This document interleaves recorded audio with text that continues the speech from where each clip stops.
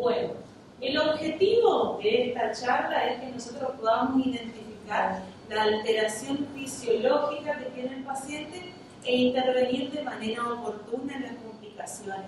¿Cuáles van a ser esos puntos fisiológicos? Yo hablo mucho de la fisiología porque hoy Cristian hablaba de la lesión primaria, ¿sí? La lesión primaria es la que se produce afuera, en el accidente, ¿sí? Y que llega al paciente. Nuestro trabajo como enfermeros es tratar de estar siempre un paso adelante, de detectar esas complicaciones, esas lesiones secundarias, para que no se nos vaya de la mano y el paciente tenga un mal pronóstico, ¿sí?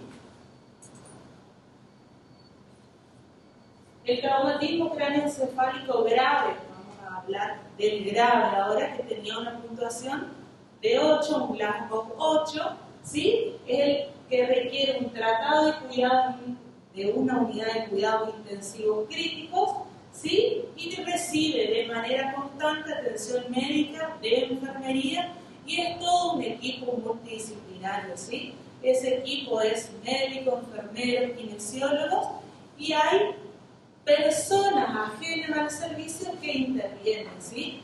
Neurocirugía, por ejemplo, trauma, todo dependiendo el tipo de accidente que tenga, ¿sí? Es un paciente complejo que requiere cuidados básicos de enfermería, ¿sí? Y que vamos a centrarnos en qué medidas, qué hacemos con ese paciente que entra a la terapia intensiva. La que sigue.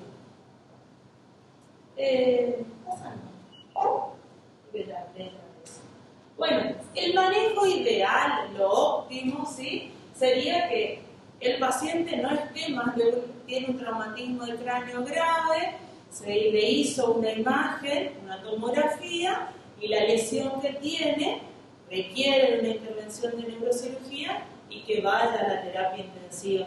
Muchas veces, la mayoría de las veces, el paciente viene ya de quirófano a la terapia y por ahí, por las camas y todo, va a la terapia y desde ahí recién a quirófano. Puede pasar también que recibamos pacientes con TEC moderado que tienen una mala evolución, va a grave, de ahí va a quirófano, ¿sí? Recibimos también nosotros pacientes con TEC leve, pacientes con TEC moderado, porque en la imagen hay una lesión que está comprometiendo determinada área, ¿sí? Y que necesita del cuidado, del seguimiento del equipo de la terapia intensiva. No se lo puede mandar a la sala, necesita el monitoreo, ¿sí? Entonces ingresa el paciente a la UTI, tenemos que saber, es muy importante esto, siempre yo hago bien esto, la información que nosotros recibimos del paciente cuando viene. La lesión primaria y pensar ahí cuáles pueden ser las posibles lesiones secundarias, ¿sí? Que nos digan nuestros colegas qué se le realizó, cómo estuvo el paciente previo al ingreso a la unidad de cuidados intensivos. ¿Qué daño fisiológico detectado vieron ellos? El paciente convulsionó, nosotros le hicimos una carga de fenitoína, por ejemplo, entonces nosotros tenemos que mantener que se regla la fenitoína cada 8, dependiendo el tipo de paciente. Se lo hidrató, tiene drogas, hace una hora empezamos con drogas porque se hipotensó el paciente, tiene paralelo de insulina, ¿me entienden o no? Un montón de puntos que son importantes a la hora de recibir el paciente y nosotros tener ese ojo crítico, cuáles son las posibles lesiones secundarias, qué daño detectaron, porque podemos detectar, y la intervención oportuna de ese paciente, ¿sí? Hablamos del monitoreo multimodal en la terapia intensiva. ¿Por qué es multimodal? Porque abarca un montón de cosas que nosotros tenemos que ver. Presión de perfusión cerebral, que hoy hablaba Cristian, la presión intracraneal, Doppler, que en algún futuro nosotros vamos a tener en la terapia, hay un equipo externo que lo hace, ¿sí? Control de la glucosa, del lactato. El enfermero tiene que conocer, debe saber cómo está el medio interno, debe conocer el laboratorio del paciente, ¿sí? Entonces cuando el médico te indica hacer una corrección, pasarle tal cosa, abrirle, no sé, un montón de indicaciones que hace, nosotros en un simple segundo vamos, miramos el laboratorio y sabemos, ¿sí? Ese es el pensamiento crítico, el por qué y para qué, que es lo que nos diferencia, ¿sí? A nosotros de saber qué estamos haciendo, por qué estamos haciendo, si no, hacemos porque sí, nomás las cosas. Entonces nosotros debemos conocer qué estamos haciendo para poder saber qué resultado esperar, y si no tenemos ese resultado, qué conducta tomar o cuándo avisar, el simple hecho de cuándo voy a aviso, ¿entienden? Cualquier duda, me levantan la mano y no hay problema, ¿sí? Bien, la lesión secundaria. En esta lesión secundaria nosotros vamos a tener dos campos, ¿sí? Una parte sistémica y otra parte intracraneal. La parte sistémica es donde nosotros vamos a tener hipotensión en nuestro paciente y hipoxia, ¿sí? Y cuando hablamos de la lesión secundaria intracraneal, ahí ya hay una vasoconstricción a nivel cerebral, el flujo sanguíneo cerebral no es el óptimo, ¿sí? Hay una inflamación y el metabolismo disminuye, no es el mismo en nuestro cerebro. ¿Qué va a pasar con esa alteración secundaria? En nuestro cerebro se va a edematizar, ¿sí? Y va a haber una isquemia, una muerte de la parte celular de nuestro cerebro. ¿Está? Entonces, estas lesiones secundarias son las que nosotros tenemos que tener el ojo crítico de identificar para actuar y que no nos pase esto de la isquemia, ¿sí? Bien, para recordar un poquito la base fisiológica de nuestro cerebro, ¿sí? Cuando aumenta el aporte de oxígeno, cuando hay disminución de la oxigenación, va a haber un aumento del ácido láctico, ¿sí?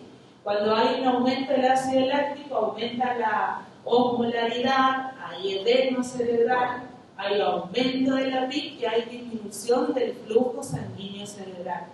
Todo esto se produce una vasodilatación en nuestro cerebro y nos lleva a una cascada inflamatoria donde se liberan neurotransmisores, citoquinas y todo que dañan a nuestro cerebro, ¿sí?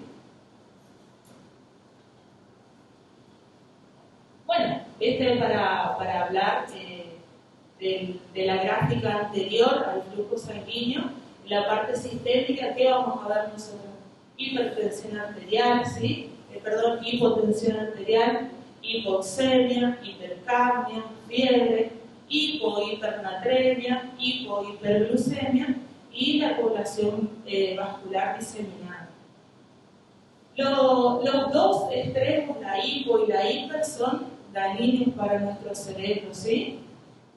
¿Qué nos van a causar? Hipertensión, hematomas, edemas y convulsiones, que hoy hablaba Cristian de detectar esas convulsiones porque son las que aparecen después de unas horas del trauma, aparecen estas convulsiones en el paciente.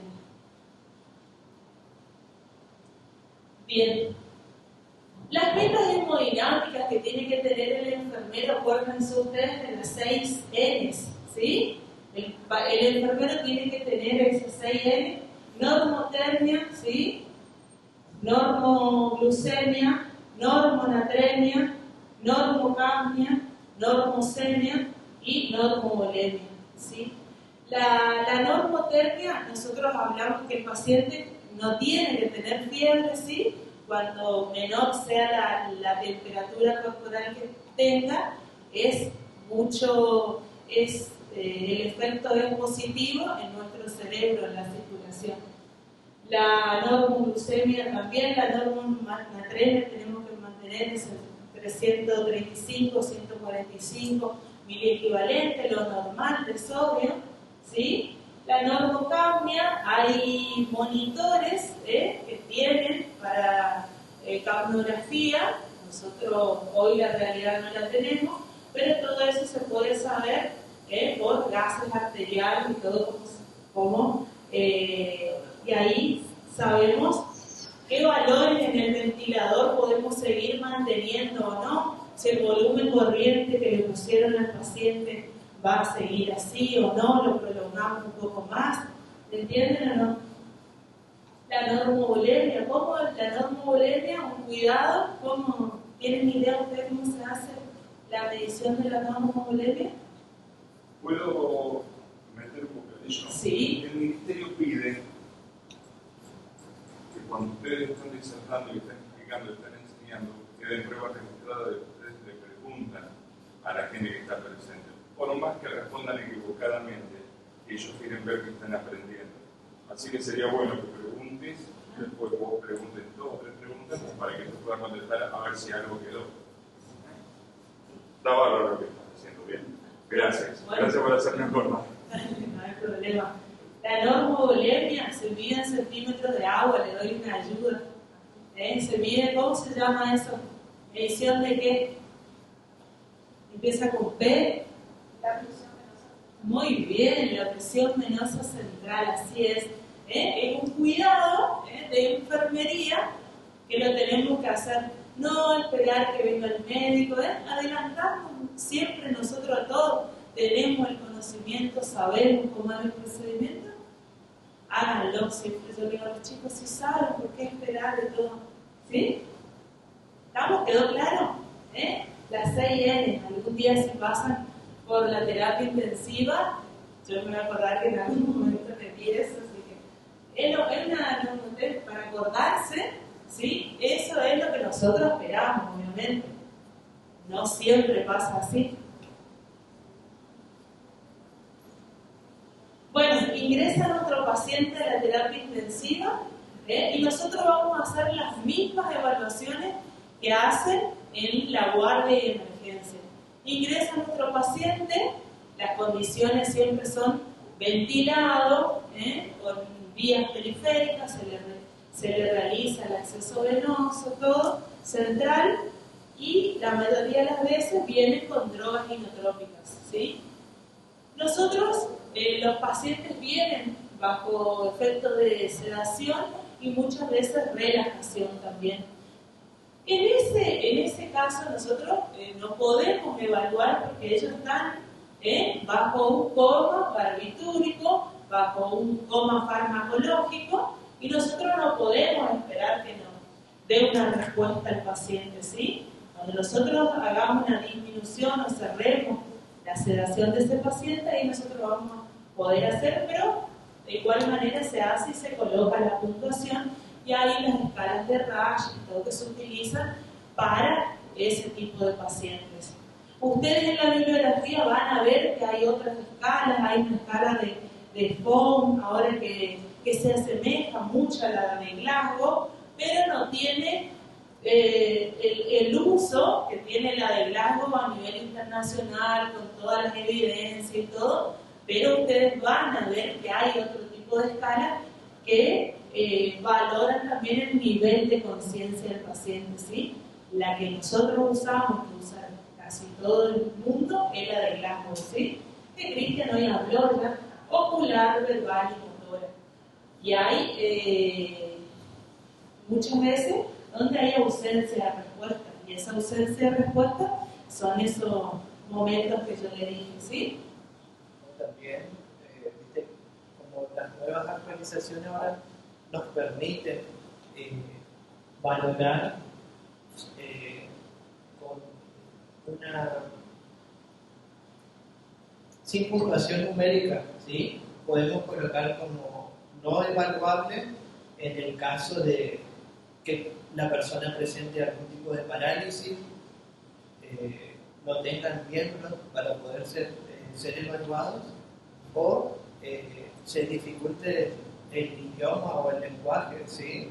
Muchas veces nosotros podemos llegar a decir que la persona dice palabras incoherentes o son incomprensibles, pero no puede hablar nuestro idioma o nuestra lengua.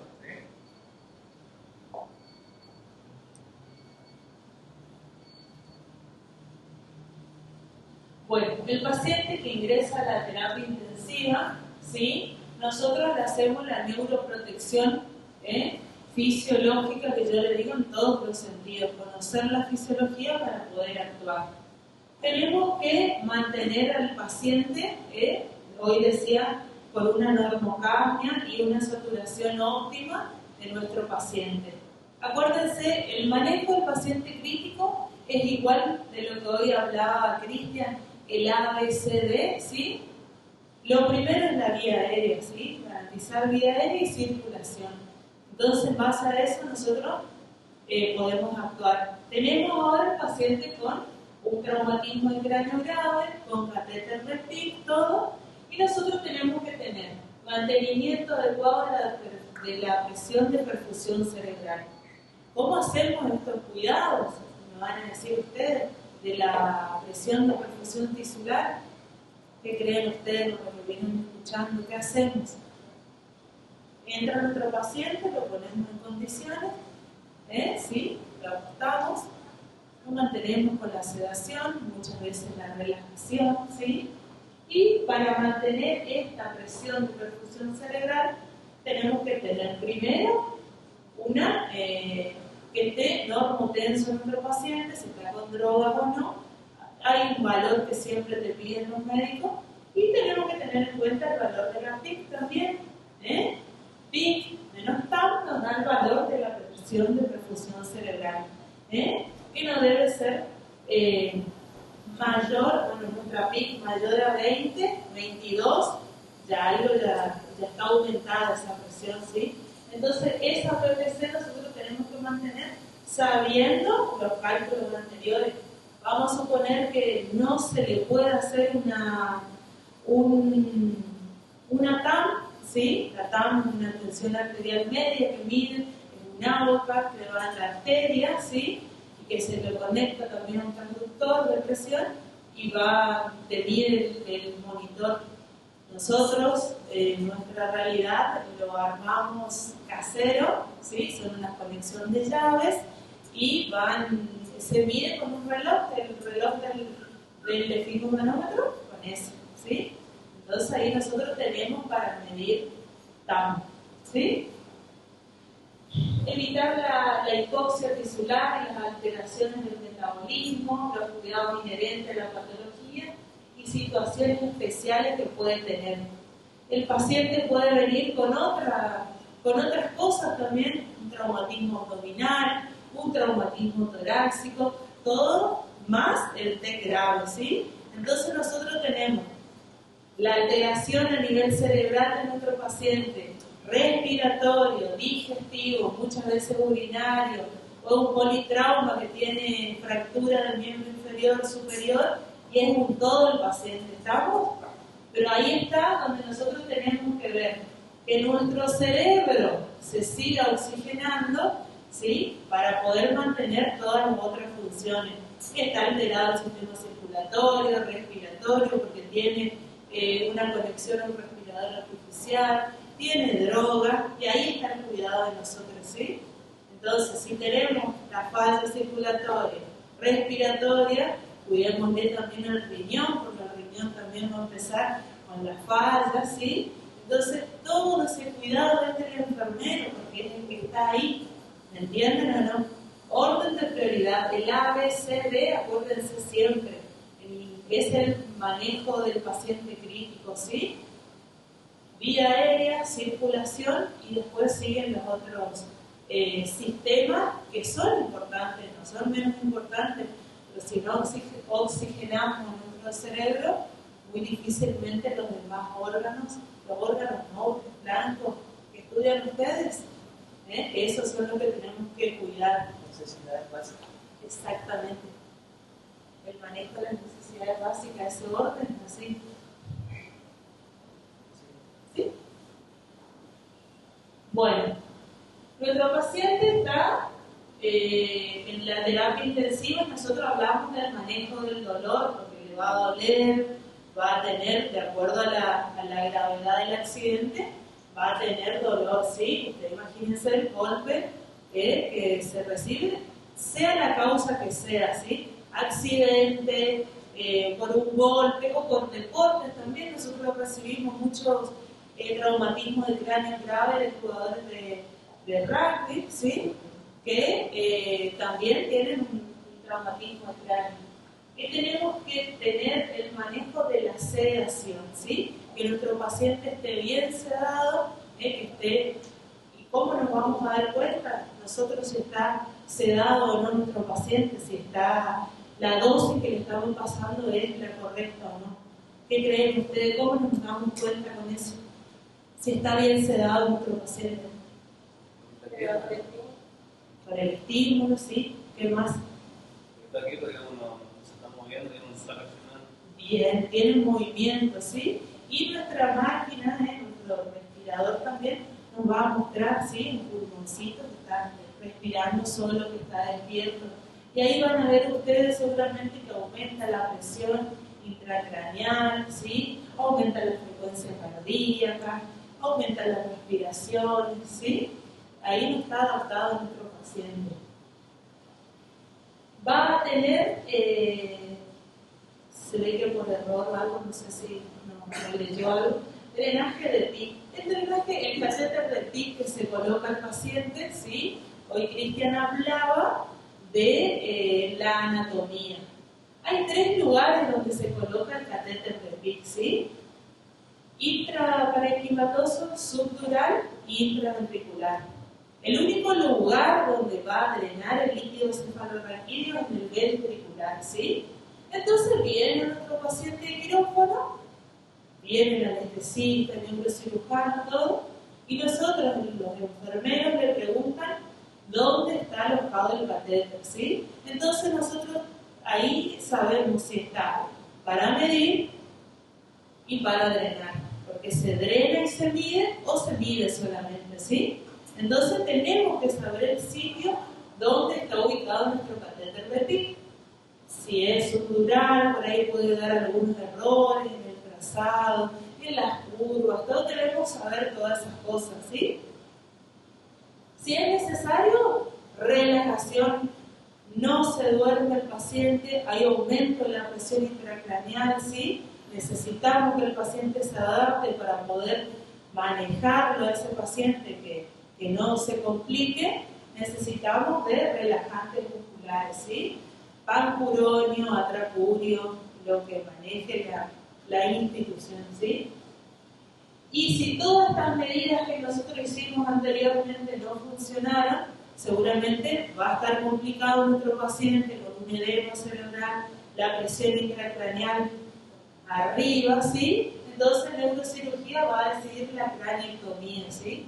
Craneectomía descompresiva, ¿sí? Donde se saca la parte del hueso, por eso es importante saber si la lesión es anterior, si es posterior, para saber qué área es la que ustedes habrán visto alguna vez algún chico que se accidentó, ¿sí? Y se tiene la cabeza hundida. ¿Por qué tiene? Porque se saca el hueso, ¿sí? Para que el cerebro pueda expandirse y no haya todas esas herniaciones que va buscando el cerebro salir, ¿sí?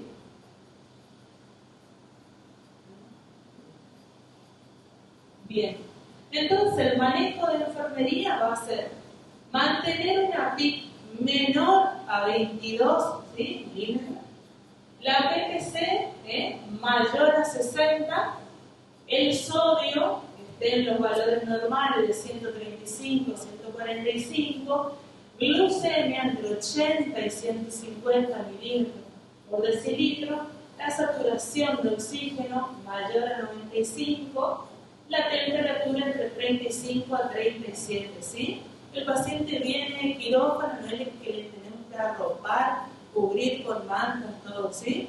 Cuanto menor sea la temperatura va a ser mejor, nosotros no le tenemos que dar calor, ¿sí? ¿Está? Bueno, ahí está el dibujito del catéter ventricular, que ese es el que va a medir y va a drenar. Que se mide la presión, se puede drenar líquido cefalorraquídeo, la calibración se la hace en el momento, ¿sí? Hay un riesgo de infección importante, el porcentaje de un 20%, hay riesgos de obstrucción también, ¿sí? Y acá nosotros en este catéter ventricular, nosotros tenemos que saber, no es que yo voy a colocar a drenar, abrir y que quede toda la guardia drenando, ¿sí?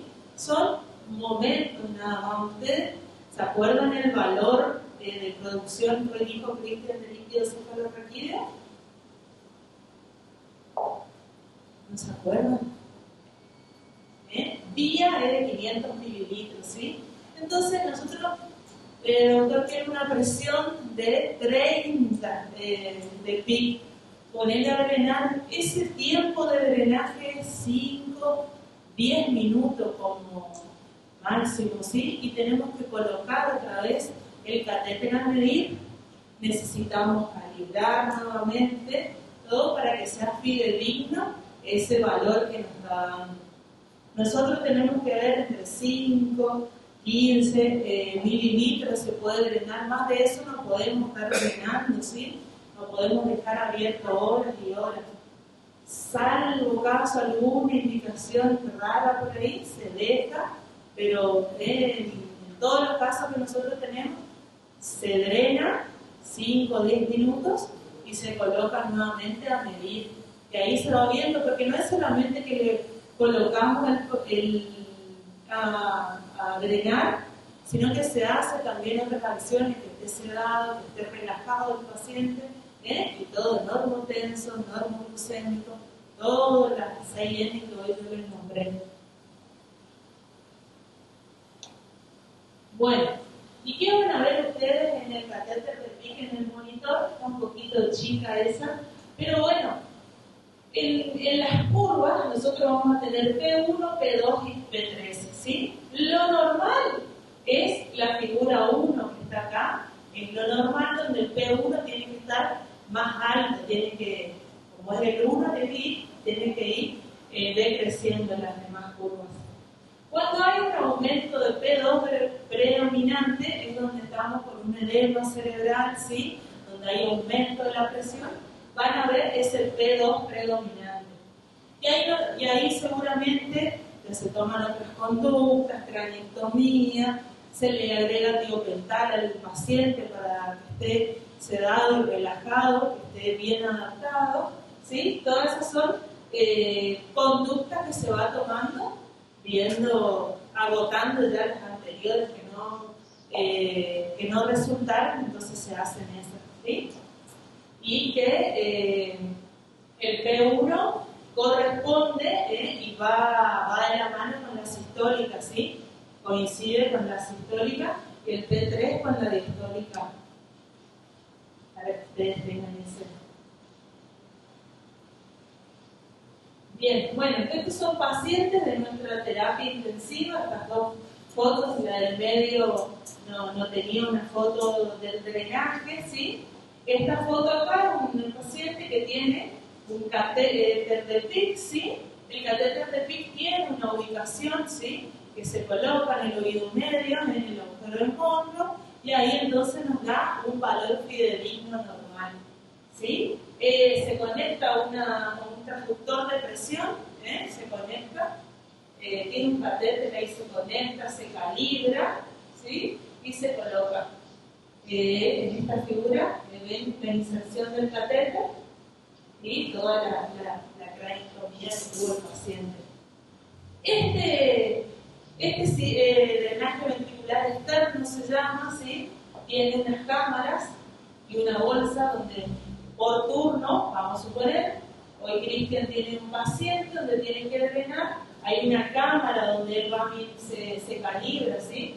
Tiene que ser la posición de la cama, tiene que estar alineada con el paciente, con la ubicación que yo le he visto ahí con el agujero del hombro, porque por encima no drene, por debajo tampoco, o puede colapsar si nosotros ponemos en otro punto donde no es, porque no va a funcionar. Entonces esas cámaras me van a indicar cuánto de líquido drenó, entonces nosotros podemos medir, no es que estamos con una regla o algo así midiendo a ver cuánto, sino que tiene todo un valor y ahí nosotros decimos, en mi guardia drenó 30, mililitros, 25, lo que sea, ¿sí? Termina la guardia, desecho en la bolsa y dejo en condiciones para el próximo turno. ¿Está? Todo este drenaje ventricular externo dura generalmente lo que está el paciente, porque el líquido que se puede desechar acá es muy caro esto, así que hay que cuidarlo. Si hay que trasladarlo al paciente, muchas veces eso se deja, se desconecta. A una tomografía, por ejemplo, se deja, se desconecta porque tiene llaves, siempre cuidando los puntos, ¿sí? Tiene que ser con técnica estéril y todo, porque es algo invasivo, algo que está dentro de nuestro cuerpo, que si nosotros no tenemos las medidas oportunas, es riesgo de infección, porque es una puerta de entrada a cualquier microorganismo. ¿Está? Nos habían pedido hacer preguntas para confirmar la presencia de los que nos acompañaban. Esto tiene relación mucho con lo que hoy dijimos al principio sobre a cuántos grados debemos elevar la cabecera de la cama, ¿no? No sé si recuerdan ustedes hoy cuando mencionamos eso, lo que permite es drenado y a su vez que disminuya la presión intracranial. Claro, si mantenemos un paciente acostado, nuestra presión va a estar por las nubes. Entonces, acuérdense ustedes para mantener que el paciente esté con la PIC estable. Hoy los objetivos que nosotros nos planteamos, ¿sí? Ahora más adelante vuelvo a nombrar a través de todos los cuidados, ¿sí? Para mantener eso. Acá yo le puse medidas antiedema para evitar el aumento de la PIC. Miren, punto 1, está la cabecera elevada a 30 grados centígrados, ¿sí? El punto 2, optimizar el drenaje, retirar el collar cervical, ¿sí? La cabecera que esté neutra. ¿Por qué ustedes creen que hay que hacer esos cuidados? Para favorecer el retorno, ¿sí? Porque si nosotros tenemos comprimido, ¿sí? El retorno venoso a nuestro cerebro, algo que nos esté comprimiendo, o que nosotros acostemos al paciente y que la cabeza nos quede lateral, que comprima esa circulación, vamos a tener edema, vamos a tener aumento de la presión intracraneal, ¿sí? Y tenemos que asegurarnos de que el abolemia de nuestro paciente esté en condiciones normales, ¿sí? Todo circulatorio. Y en caso, por ejemplo, de la presión general del cuerpo con el tema de la diuresis, además, Sí. al tener afectado obviamente el tema de la diuresis del paciente, Sí. ¿se hace también un control de esto? Claro, hay un monitoreo, ¿sí? Hay pruebas que se realizan, por ejemplo, el paciente está con fallo renal, se adoptan medidas para tratar de revertir eso, ¿sí?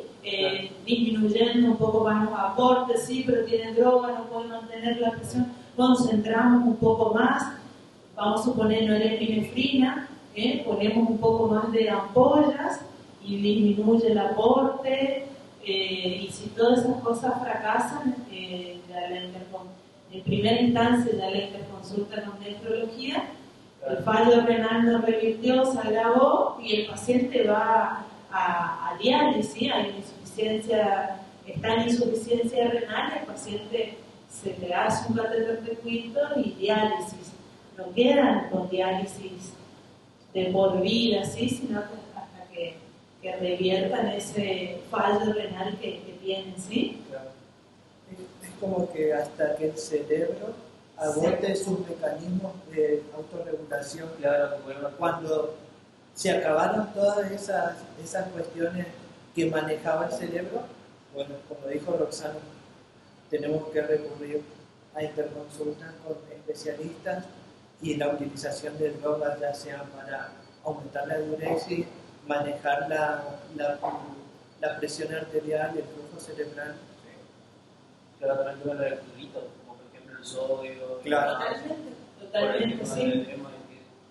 Exactamente, sí. Viste que nosotros hablamos de mantener el sodio en condiciones normales, ¿sí? Y el laboratorio es el que te va a decir si te pasaste. A ver, La conducta que se toma con el paciente con hipertensión intracraneal son los clorurados de sodio, ¿sí? Porque el sodio está bajo, porque el laboratorio te está diciendo, y bueno, decir, bueno, mira, el cerebro que va a estar con ese edema si está faltando esa contribución para poder bajar. Se le hace de clorurados, van a ver que el doctor viene, le hace el laboratorio, sí, pasarle, o hay veces que no, drenarle porque ya no le da el laboratorio, está muy alto el sodio, así son, es todo es un combo, no es que así hipertensión, pongo clorurado y dreno y ya está, ¿no? ¿Me entendés? Todo conductas que van de la mano una con otra, eso es lo que tienen que tener en claro, que un cuidado va a favorecer a todo el resto del sistema, y lograr que nuestro cerebro mejore, ¿sí? De que vuelva a trabajar en condiciones normales, ¿sí? Con esto vemos la importancia que tiene enfermería sí, en este tipo de pacientes con un diagnóstico de traumatismo cráneo. O sea, la valoración, como vengo repitiendo al comienzo, es lo importante. Valorando yo a mi paciente, estando sobre el paciente, uno dice, no quiero estar, me voy a...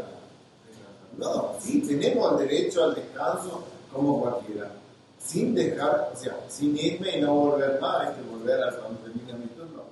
O sea, dejar a mi compañero, mira, che, te quiero ir a desayunar, necesito desayunar porque también tengo que rendir yo en mi trabajo. Entonces, informa a mi compañero, ya, tengo este paciente tan crítico, me lo observas hasta que vuelva.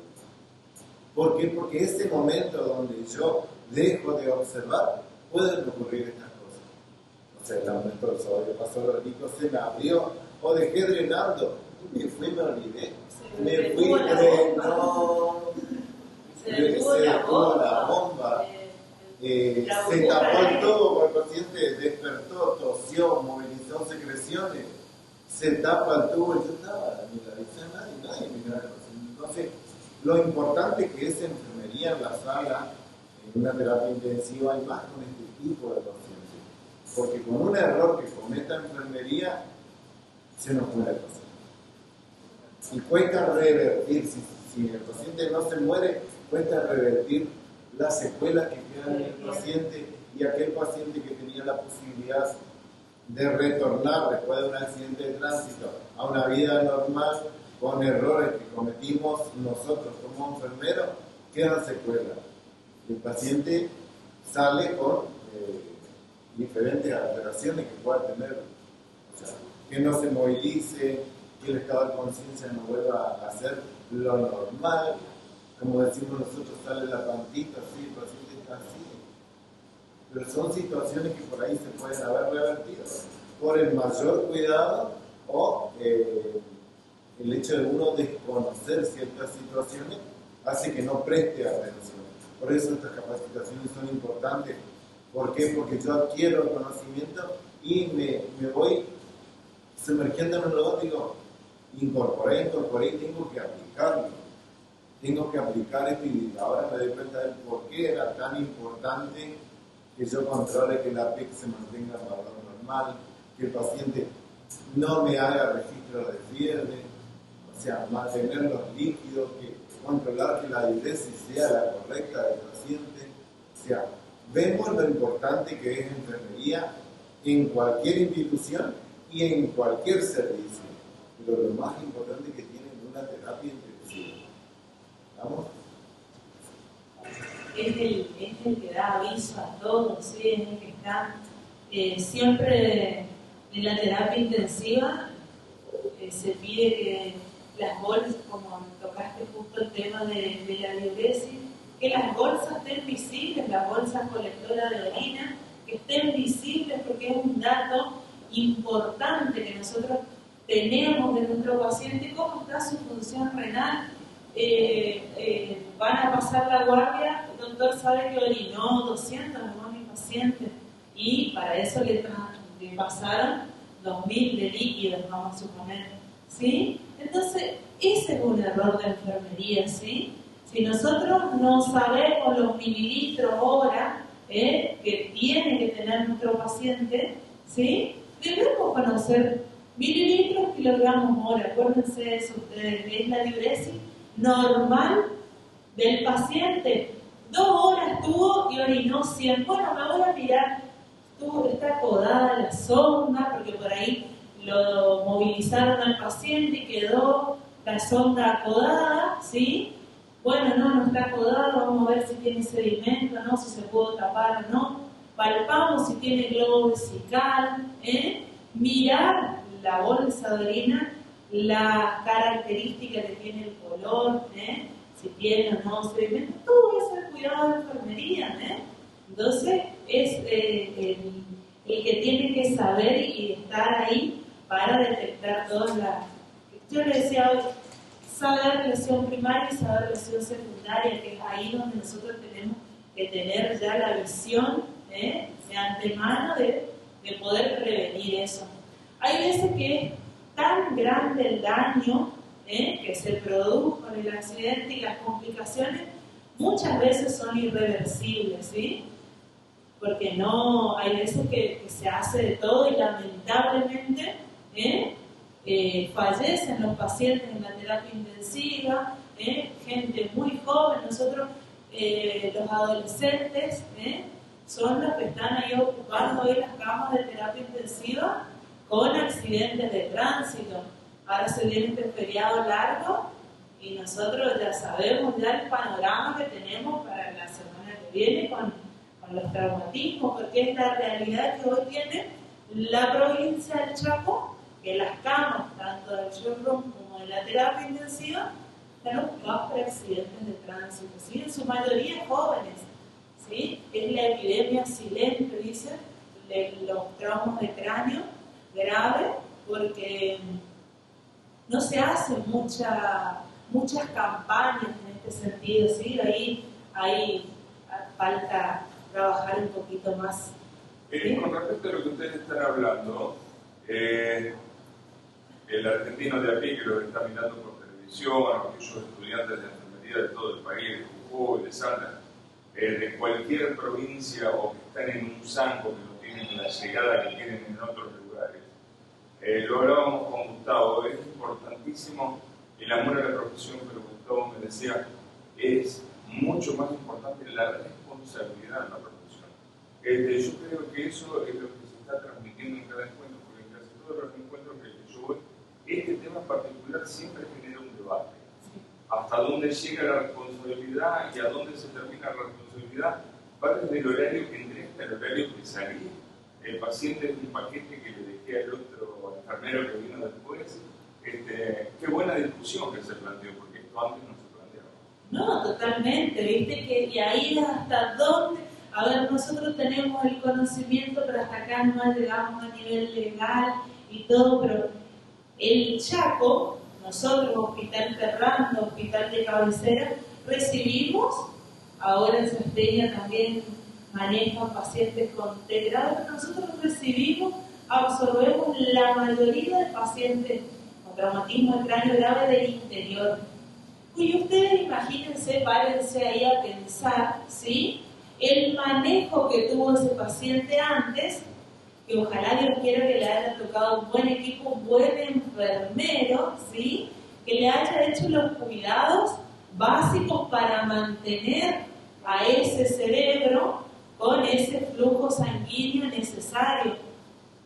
Nosotros tuvimos esta semana pacientes de 18 años que la criticidad por las horas del viaje y por todas esas complicaciones y todo, cuando llegan lamentablemente a la terapia son irreversibles, ¿me entienden?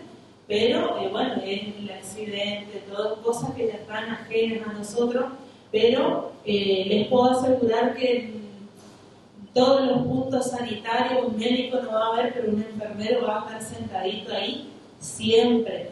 Y por ahí, no, pero yo no voy a trabajar en la terapia, no, pero nunca ustedes saben qué es lo que le puede llegar al centro asistencial donde están. Entonces es importante conocer, saber qué hacemos, ¿sí?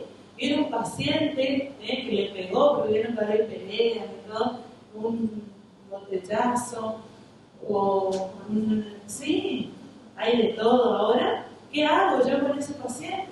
¿Sí? ¿Se enloquece? Por ahí. La responsabilidad es importantísima de la enfermera. Déjame decirte que se está discutiendo en todos los congresos. ¿Qué pasó? Que no pasó de todo, ¿no es cierto? Ah, ya sé lo que pasó. Y cabecita. Siempre sucede, siempre sucede. ¿Alguna pregunta, chicos?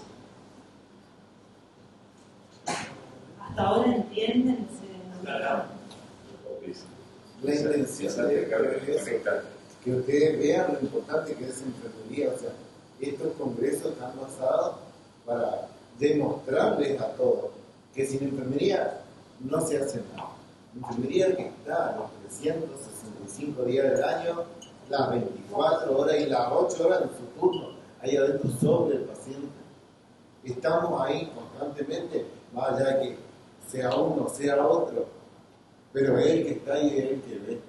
El médico te recorre la sala y va pasando, se puede mirar los 20, 30 pacientes que tenga, pueden mirar.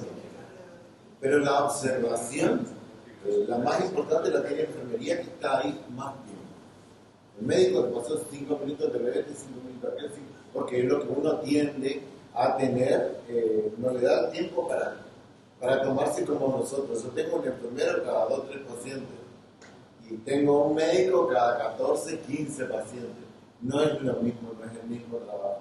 Entonces aquel que está ahí al lado es el que tiene que informarle a aquel que tiene esos 5 minutos para pasar, porque tiene que estar viendo 30 pacientes. Entonces por eso yo que soy docente aparte, siempre hablo de la responsabilidad que tiene la enfermería, que es importante y es aquel que se va a dar cuenta de todo lo que sucede en los años. Por eso hablábamos con Marcelo el otro día y me decía la vocación. Sí, es lindo, ojalá todos tengamos vocación y responsabilidad. Sería lo máximo que uno pide. Pero la responsabilidad, yo puedo tener la vocación y no soy responsable. Sí, me encanta la enfermería, estoy sentado acá y tengo 4 pacientes críticos. Sí, me encanta la enfermería, yo si no hubiera sido otra cosa que me ser enfermera. Pero ¿y mi responsabilidad? De estar mirando, observando al paciente de todas aquellas alteraciones que puedan ocurrir en el transcurso de mi turno. Entonces, o sea, yo prefiero ser responsable y no tener la vocación. Yo no sé si tengo la vocación de ser enfermero. Qué importante eso que está diciendo, porque es importante que cada uno lo reconozca. Que para mí es lo más importante, o sea, ser responsable en las actitudes que voy a tener con la responsabilidad de atender a mi paciente. Porque la vocación uno lo puede llevar, pero ser responsable en la atención. Y si yo no soy responsable, se me va a Allá en la ciudad de Santa Fe, yo vivo en una ciudad que está a 17 kilómetros de Santa Fe, que es una zona muy linda de Casa Quinta, que se llama San José del Rincón. San José del Rincón, el intendente de San José del Rincón tiene 32 años, muy jovencito, y es enfermero, es licenciado en enfermería. Si te me decís, ¿cómo intendente? Sí, es intendente por el Partido Radical. Y cuando yo le hice el reportaje, cosa que lo pueden ver en nuestro canal de YouTube, si ustedes ponen Salud Litoral, ahí está el reportaje, como van a ver el de Luz.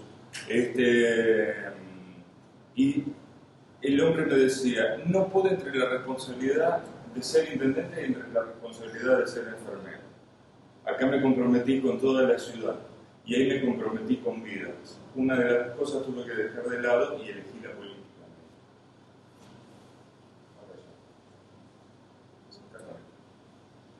Es importante. Y otra nota que yo les recomiendo que vean es un enfermero que es de acá. Y se fue a vivir a Italia y está trabajando, él vive en Suiza ahora, pero trabaja del lado italiano. Y me gustaría que ustedes sepan, los estudiantes más que nada, los que tienen pensado por ahí irse a venir a Europa o a trabajar en Europa y ese tipo de cosas. Otra presentación, así que seguimos con eso.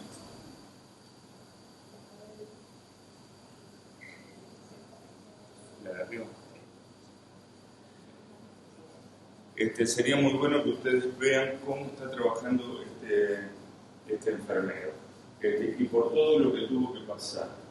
De hecho, hoy está encargado, pero está encargado lo llamaron para cuidar a adultos mayores. Un licenciado con mucha capacidad, pero bueno, el trabajo que encontró es al ir a ganarse la vida, pero él le explicaba que en el cambio de plata es exactamente lo mismo.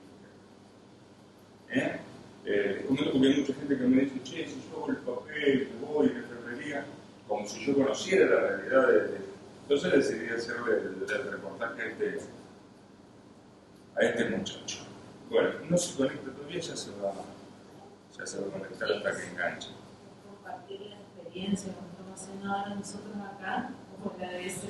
Claro, les quiero comentar que este trabajo que está cortado acá porque se desconectó la batería, ustedes lo van a tener en su mail, el PowerPoint, si los profesionales me lo ceden, se lo vamos a enviar y ustedes lo van a tener como para verlo. Si necesitan bibliografía, si necesitan, es cuestión de hablar con él y nosotros le facilitamos, no hay ningún problema, si ustedes quieren.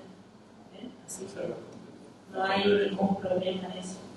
La diapositiva seguía, hablábamos del aumento de la PIC, ¿sí? Y otra de las cosas para evitar el aumento de la PIC son náuseas, vómitos, ¿sí? Todo eso, la tos, todo eso son reflejos que hacen que aumente nuestra presión. Entonces, los cuidados van a estar enfocados en que esté adaptado al paciente con sedación, con relajación, ¿sí? Lo que tenga, y el uso de los antieméticos. ¿Está? Bien, bueno, el paciente con traumatismo de cráneo